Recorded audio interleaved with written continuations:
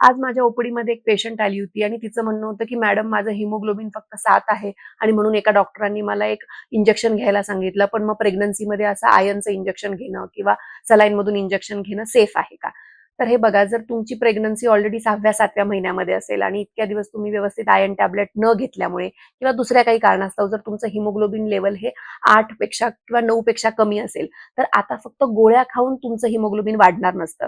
कारण की बाळाची सुद्धा 6व्या-7व्या महिन्यापासून हिमोग्लोबिनची रिक्वायरमेंट खूप वाढलेली असते. तुमचा प्लासेंटा झपाट्याने वाढत असतो आणि त्यामुळे तुम्ही जरी गोळ्या घेतल्या, फक्त हिमोग्लोबिन वाढवण्यासाठी तुम्हाला मदत करू शकत नाहीत.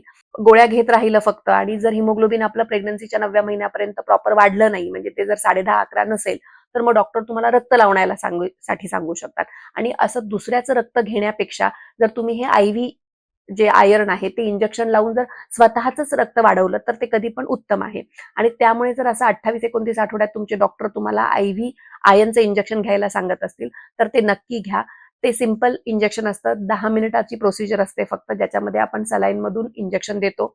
हे इंजेक्शन लाखातून एखाद्याला कधी-कधी रिएक्शन करू शकतं. परंतु याच्यामुळे तुमच्या शरीरात जे आयर्न जातं, त्या आयर्नमुळे तुमचं स्वतःचं हिमोग्लोबिन वाढतं आणि हे लाँग टर्मसाठी तुमच्या शरीरात राहतं. म्हणजे डिलिव्हरीमध्ये सुद्धा आणि नंतर ब्रेस्ट फिडिंगमध्ये सुद्धा तुम्हाला मदत करू शकतं.